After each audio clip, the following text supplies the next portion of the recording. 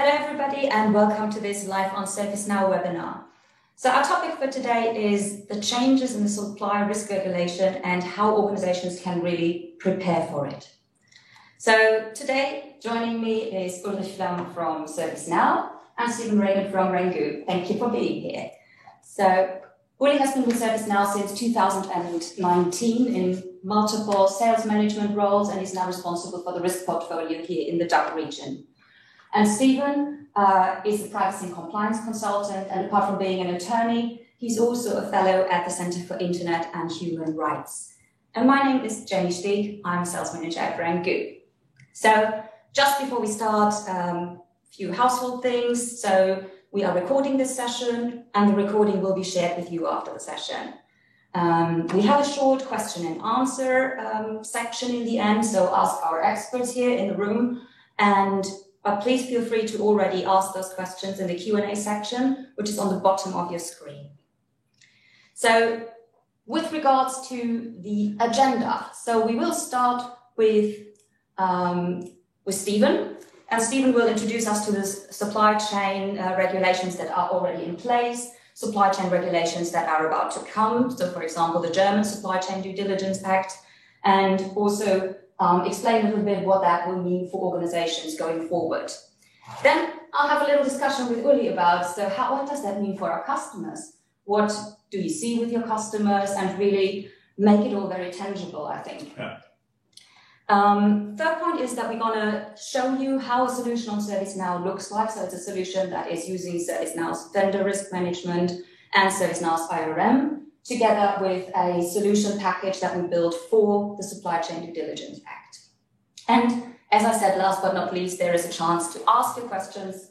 And with having that said, I would like to hand over to Stephen. Please, Stephen, take it away and tell us a little bit about what that landscape looks like. Yeah, super. Well, thank you for that kind introduction, Jenny. I want to begin kind of just by laying out the context and the landscape or due diligence obligations in the supply chain, looking at the EU as well as the United States. Of course, at the moment, much of the focus is on the German Supply Chain Due Diligence Act that comes into force at the beginning of next year for large companies, but it is by no means the only law in place. So in 2015, to start with, kind of this modernization of due diligence in the supply chain, we had the United Kingdom enact the Modern Slavery Act. In 2017, France published the Duty of Vigilance. In 2019, the Netherlands introduced their Child Labor Due Diligence Act. And then there is a scattering or fragmentation of laws that cover many aspects of due diligence in the United States. And at the beginning of this year, we had the publication of the draft EU due diligence law. So something to look towards perhaps at the end of this year or early into the next year. And really, and I'm going to look a little bit into these other laws before turning a little more in depth into the German law, because the German law really provides a comprehensive scope for organizations who might not be in one of these other countries, but are looking also towards the future of compliance with due diligence in the supply chain.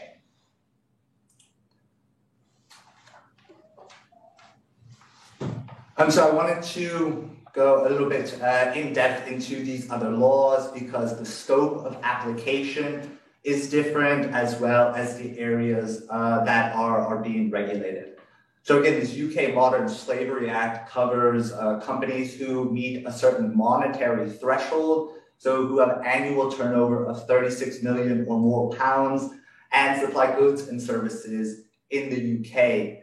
The expectation there is that organizations will publish an annual statement on steps to deal with modern slavery in the supply chain. And so that's something that we will go back to when we look at the German law. There's a reporting and documentation aspect of that law. The French Duty of Vigilance law, on the other hand, applies to really large companies. Companies in France with 5,000 or more employees, or companies that have a branch in France and have 10,000 or more employees worldwide. And there is a similarity between the French law and the German supply chain law in that it's bifurcated and covers both areas of human rights and environmental risks, and requires a risk assessment and the implementation of a risk strategy, and again, publishing that strategy and kind of giving notice to the broader community.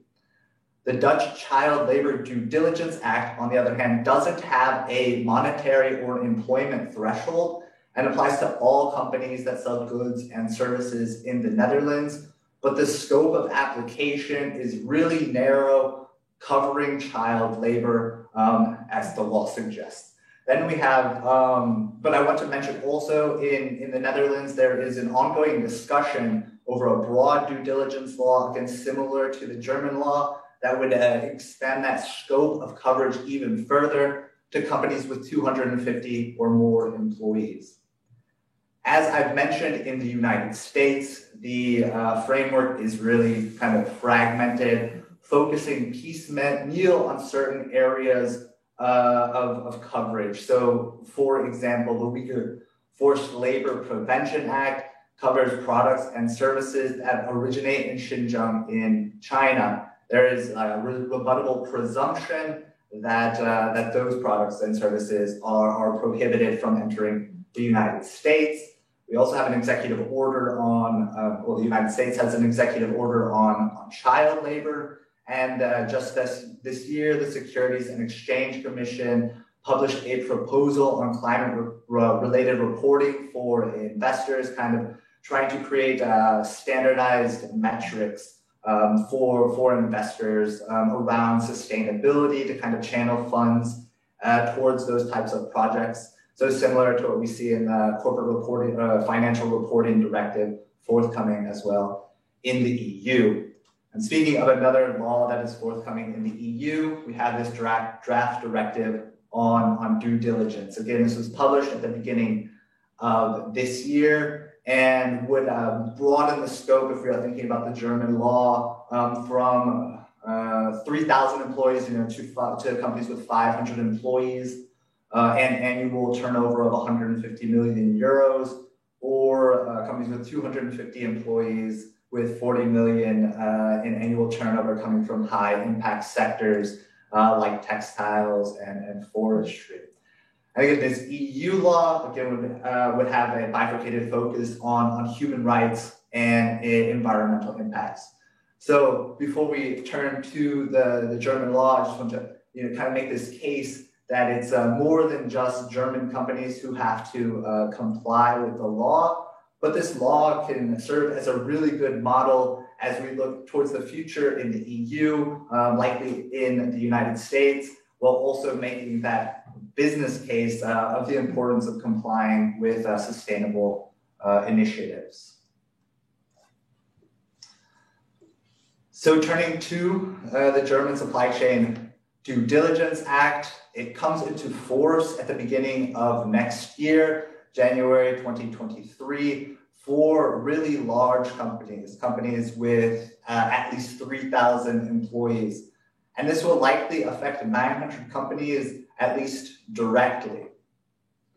Then at the beginning of the following year, that scope of application expands with the threshold limit being lowered to companies with 1,000 employees, where those companies directly affected would be sit somewhere around 5,000 companies. And as you say, Stephen, these are only the companies that are really directly affected, because you can imagine that other companies also have to do something similar to be able to provide their services or products to those larger companies, right?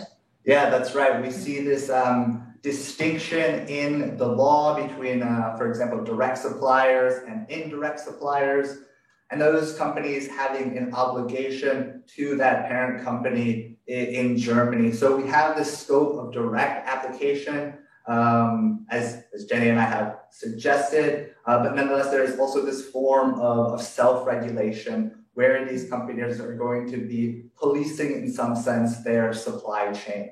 Yeah. And another thing, because we have some international attendees today also, So far as I understood the law, it's not only for German customers or companies, it's also for international companies with subsidiaries in Germany when they hit the 3,000 employee line, right? Yeah, that's exactly right. So it's not just those companies with their administrative headquarters in Germany. It is also, as Ubi has suggested, those companies with branches and subsidiaries in Germany who hit that employment threshold. And the purpose of the law, again, is really to think about and incorporate human rights and environmental protection into an organization's entire supply chain. And so we kind of have this carrot or stick mechanism. Of course, on the one hand, it is really worthwhile for businesses to present themselves sustainably because we have this emerging idea of conscious consumers. Individuals want to put their money towards brands, products, and services that they think are, in some sense, facilitating social good. But on the other hand, we also have employees who want to work for companies who are also, working towards sustainable initiatives to make the world a better place and really provide individuals value in the work that they do.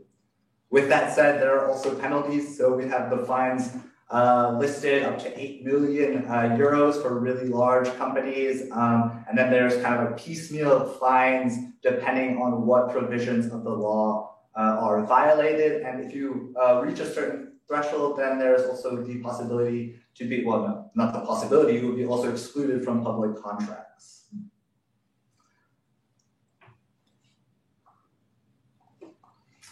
So within the German supply chain law, there are a number of due diligence obligations that are really laid out really nicely, really clearly. There's 9 or 10, depending on how you count them. And they begin with this creation of a risk management system. So I'm going to highlight what you see on the screen at the moment is kind of trying to lay out, or not trying to lay out, it is laying out a comprehensive way to comply with those due diligence obligations within our product that Jenny will demo for you in just a moment. But nonetheless, I will talk you through kind of the ideas that that have informed how we've looked at developing this due diligence product.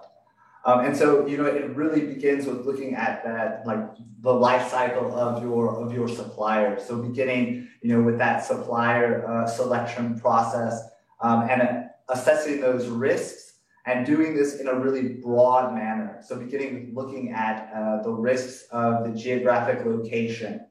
So for example, many companies get products and services from China. China had that no COVID policy, which really made it, kind of created a bottleneck that we saw during that COVID period.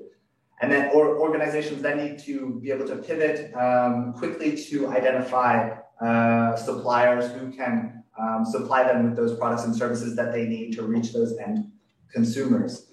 So from looking at that geographic risk, then we look at tiering potential suppliers, potential and actual suppliers, to create this and look at this distinction again between these direct and indirect suppliers. Because as I mentioned, there are differing obligations as it relates to these organizations. From there, we look at the individual supplier assessment, so really drilling down on that company, that supplier, that vendor, to see how they manage their human rights and environmental risks. And then putting in place those contractual assurances to ensure these organizations are also complying with your organization's human rights and environmental initiatives. Then we have the basic risk management and analysis, thinking about the probability of violations, the severity of the consequences, and the degree and ability to influence these suppliers. From that beginning supplier selection aspect, and we think about preventive measures to, as it suggests, prevent any violations and limit the risks throughout your supply chain. And that starts with issuing a policy statement and the German law lays out what specifically needs to be within that policy statement, identifying those priority risks, and then having this mechanism of training employees and suppliers to comply with those programs. And I've come across actually quite a lot of companies that do that supplier training, that help their suppliers as well to be compliant with it, because I guess it's an obligation for you, but then you at least can make sure that your supplier again does the right things too. Go for those trainings. It's pretty important.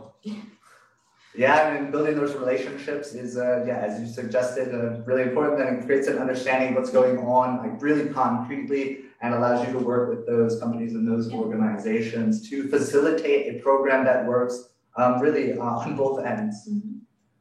From those preventive measures, there are instances of violations. So then we think about remedial actions.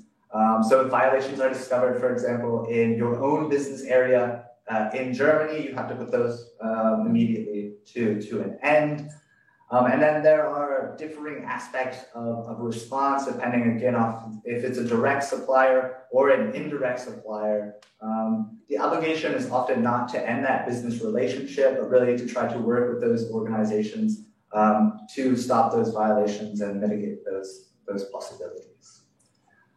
And then there is also the requirement to implement a complaints procedure. Organizations can only do so much about creating a kind of an understanding of what's going on in the supply chains. The complaints procedure really gives a mechanism for employees, for suppliers to create a holistic understanding around risks and violations in human rights and environmental risks. And then lastly, there is this opportunity for organizations who have to document what they're doing throughout the year. So kind of this idea of know what's going on in your supply chain and then be able to show it in these reports and this documentation. It has to be published annually and made available at the end of 4 months after the end of the financial year. And this is, again, another example for organizations to kind of, in some sense, market what they are doing around sustainability. Yeah, I love that you call it an opportunity, because I think it is. I think most, especially in the consumer market, for example, you'd rather work with somebody, but also in a B2B business, of course, work with somebody is doing the right things. Yeah, and when a company already is impacted by this law or this Supply Chain Due Diligence Act, they can't work with anyone who does not comply. Yeah, exactly. And so, again, I think the German law really gives you a holistic scope to look at managing due diligence obligations throughout your supply chain.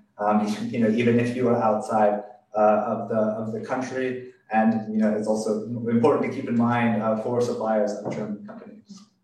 Definitely. Great. Well, thank you very much for that, Stephen. Really appreciate that. I think that gives everybody hopefully a very good understanding of that there are quite some obligations that all organizations now have to meet, actually. So, Uli, what do those regulations really mean for our customers, for companies right now, not in Germany, but also outside Germany, of course? So first, of course, we heard right now from Stephen, they need to comply by 1st of January. So the bigger ones, threshold right now is 3,000 employees, right? Next year or the year after next year in 24, it's coming down to 1,000. So many companies are impacted. We already spoke about international or subsidiaries of international companies. So to be honest, we got the first inquiries from outside Germany, where customers asking, hey, we have a subsidiary in Germany. What is with the Supply Chain Due Diligence Act? What does it mean for our subsidiary in Germany? How can we work here with, and especially we talk about big accounts, big companies with thousands and 10,000s of vendors and suppliers. So how should they manage and handle all this? My answer at the end, of course, it's a digital solution. You need a digital solution to manage all this, because we are in a very complex supply chain world. Everyone is connected around the whole globe, And you need to know also not only your tier 1, but also afterwards the tier 2 and tier 3 vendor, and get transparency what happens there. And what I also experienced, since we have all this crisis, beginning with the pandemic, then we have the Ukraine war in Europe very strong, the energy crisis now, we see broken supply chains, disruptions in the supply chains. This is also what customers are caring for, and to be honest, much more. The one thing is to become compliant. The other thing is, how can I keep my business up and running when I need supplies from all over the world and logistics is no longer working. Yeah, cost aspect of it as well, yeah. Because, what was it? I think organizations, they estimate that the broken supply chain can cost organizations up to $180 million per disruption. So that's a lot of money to, to not invest in it and not try to at least map the supply chain as good as possible, get opportunities for alternatives and all of that. So do companies think about that financial impact too now? Of course, of course. We have on the one side, you mentioned it, the fines on the compliance side, but shutting down a factory, for example, not able to deliver products or to sell products because of a broken supply chain. This hits our customers much more, and they need, and this is a C-level topic right now, they need transparency, what happens in the supply chain, and they don't need assessment like they did over the past years, quality, how does my vendor perform based on price, reliability, and so on. They need it in real time now. They want to see what happens, how could a shutdown somewhere in Asia impact my own business, on the supply chain side, but also on the market side. This is at the hottest line currently with our customers. So not only optimizing the supply chain, but also having that resilience in the supply chain to be able to react if something goes wrong. So, but it's very difficult, of course, to get that insight in the supply chain. I mean, it's, you guys figure out, it's like 10,000, 20,000 or more suppliers that companies have. So how could they best do that? So how do companies deal with it now, for example? What do they do? Of course, I'm working for a digital transformation company, so we're helping customers to get this transparency, to get a view on their supply chain, and together with partner like you, Renku, you built an excellent solution based on our vendor risk management and integrated risk management tools. And I think we will get some insights on the solution afterwards. But the sheer amount of vendors, you can't manage this without a digital solution. And of course, we have something which helps our customers. Yeah, because very often it's only like a point in time, right? I mean, we had that conversation. I think it's 11% continuously monitor their suppliers, which is, it's just because it's such a big effort, I think, to do. Right, and you need to help your procurement departments, your CEOs, and so on, to stay productive. And on the one side, we have the laws, but on the other side, the threat in the logistic and supply chain. You need to help them to stay productive. Yeah, definitely. And as you're saying, of course, we have a joint solution. We have developed a joint solution, actually, that is built on ServiceNow's vendor risk management, on the integrated risk management, and on a, if you want to, content success pack for the Supply Chain Due Diligence Act. And let's just talk through it, because it's kind of around what Stephen said earlier, of course, the whole process that you have to follow with the new legislation coming. And the first thing is, of course, that you need that transparency. What does my supply chain look like?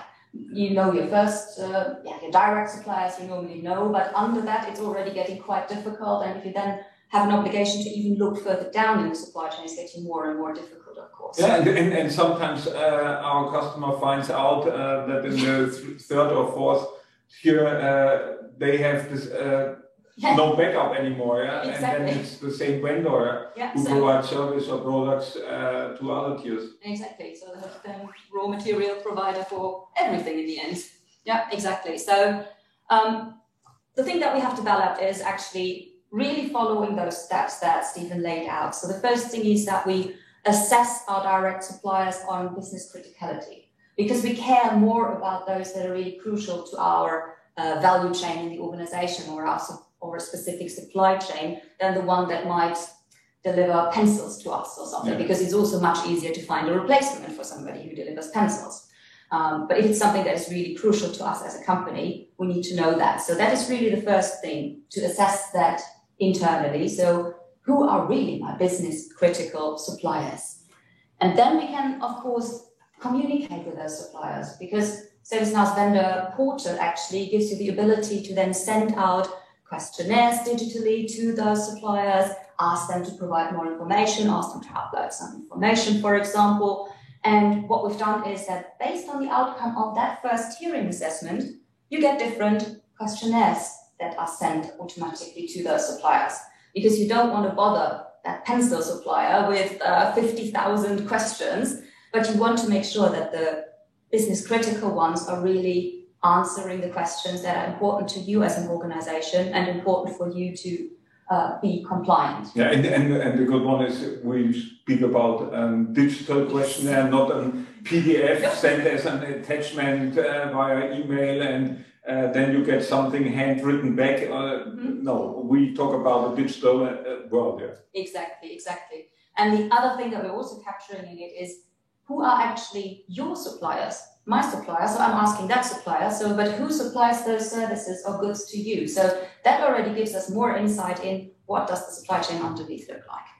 And it's really documenting that and giving you that audit trail, allowing you to see where you've been and where you are going. Exactly, because that portal also then gives you the ability to, as an internal person in your organization, as a vendor manager, to flag any issues, and that can be also automatic, for example. It might be that because I'm dealing, you were talking about geographical risks, because I got a sub-supplier that is working in a specific geo, I might raise a risk already. It might already be a bit more critical. I have to look at it. So I can flag all those things, or they can be flagged automatically, and I can ask my supplier again digitally to kind of react to it. I can work with the suppliers. You said we have to work with those suppliers to really solve any possible issues, or to make sure that they know what they have to do, make sure that they have to change a policy maybe, or make sure that specific controls are in place at theirs as well. Yeah, and the user interface is also pretty nice. It's easy to understand for everyone,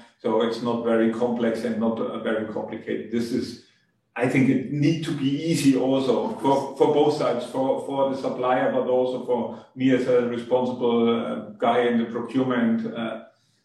Definitely, because it's a lot of effort that is coming to companies, so we have to make sure that it's as easy as possible. And then when we're talking about risk, there are, of course, also organizations and companies that provide data already. So provide insight and risk ratings of companies. So for example, Interos has something like that. BitSight gives valuable information, but there are also loads of open source pages that show us risk of geographics or specific industries in specific countries. And so we can actually use that to enrich the data that we have about our suppliers. And the guys like Interos, for example, you mentioned it, are easily to be connected to ServiceNow, so it's out of the box available. Yeah, exactly. And then, of course, so apart from the process that we support with our solution, with the joint solution, we also brought in actually the regulation itself. Because from a compliance perspective, we now have, of course, to measure, do we comply with regulation? And that is, for example, do we as an organization have a minimum wage policy? Do we have a gender equality policy, carbon neutral, so how travel policies? There's all kinds of things that we have to do internally as well. And by bringing that into the integrated risk management module, we can then really measure compliance with the Corporate Due Diligence Act, actually. And we're saying we have it also in German. Yes, yes, definitely. But the names are, of course, really long, so yeah. And of course, transparency, and we talked about that before. Very important. The different stakeholders in the organization need to know what's going on in real time, need to be able to drill down. So we have new roles, head of sustainability. And how do those people really get insight? So we have loads of different dashboards where they can see possible violations, can zoom in, and yeah. And this is really what also the C-level loves. Dashboards to see where I am today, so it's real time, and by fingertip you can drill down on the different vendors, different risks, what's popping up. And you mentioned Sustainability Manager, for example. This is also the first step. So the whole law also gives customers a first step to do a proper environmental and social governance management law, call it ESG. Where we as ServiceNow has also a solution for. So everything connects to each other. Yeah, good. Everything feeds each other, exactly. So it's yeah, fantastic. But of course, so one is that you manage your suppliers, that you are proactive if something happens. So for example, all that data that we then capture in the solution also gives you the ability to have the data for your annual report available. So what Stephen was talking about, April, you have to provide a report. If you already capture in a system what kind of, if you had any violations, what you have done, and you have a 100% audit trail with it, you only need to get it on paper or publish it on your website as a company, and you got everything in place. And the other thing is, if then really a crisis happens, in case something happens, I want to know which of my suppliers are really affected by that. And that's where we're going to bring in, or where we're bringing in business continuity management, actually, because if there is an event, and that can be all kinds of external feeds that come into the system, we know exactly what suppliers are affected. We know who we need to notify. We know who can be our alternative suppliers for that. And we can really have a very quick reaction to it and make all of that really actionable. So then you can solve two topics. One is this compliance thing with the Due Diligence Act, and then the other one, which is disruption of supply chains. Great, love to see this. Cool. So that was just an overview of how, with ServiceNow's vendor risk management, integrated risk management, and our supply chain solution from Rangoon, how we can then really help you to manage the risk in the supply chain in a very effective and efficient way. So we're, of course, very happy to have further conversations with you, so please just reach out. And now it's time for questions. Do we have any questions in the audience? Let me just check this one.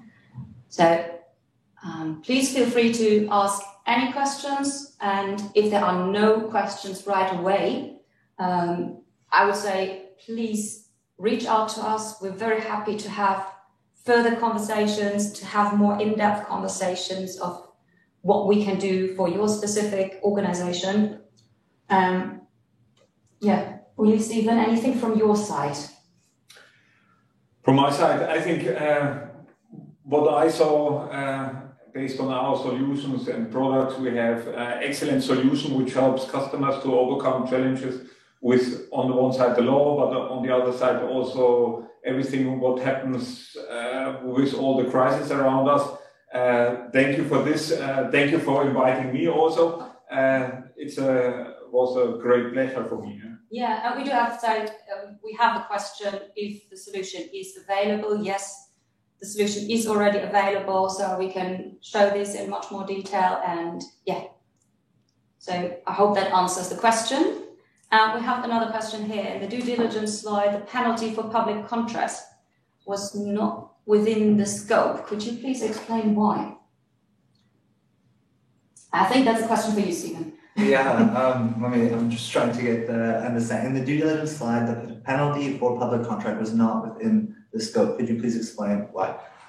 So I think perhaps this is referencing that threshold where there's the exclusion from public contracts. And so, there are particular fines that relate to the due diligence obligations within the law. So, if you don't have like a risk management system in place. Okay, the fine is at a certain threshold. If you don't have conducted your risk analysis, again, a certain threshold. If you haven't done it on an annual basis, okay, you have a fine of a certain level. And that threshold where there's the exclusion from public contract is 175,000 euros. So, when you aggregate all of those fines and it adds up to that, then there's the exclusion from public contracts. Okay, so you could be there very quickly. Or... Yeah, certainly, because the fines they can come one at a time. If the fines aren't, remediated or rectified within a certain time, okay, you are being fined further and further. Okay. Interesting. That's an interesting one. Yeah, thank you. And I think one really interesting aspect to highlight about this German law is really the scope of the human rights obligations. Mm-hmm. It's really expanding how we are thinking about human rights. Access to clean water, clean air. This is all really falling under that scope of human rights. Those things that we need to proliferate, to continue to live a happy and healthy life. For now and into the future, and I think that's a really interesting and novel approach from the German regulators. And actually, a very nice way to, I think, finish the discussion. So it's something we really need to, for the future. So I think, I hope that was an interesting webinar, and we were able to give you a bit of insight on what's coming, but also how we can really help you. So.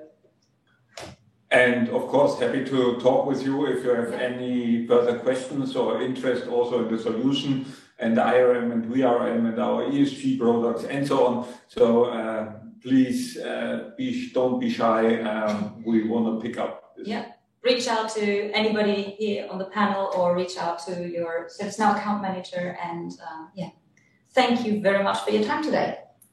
Bye.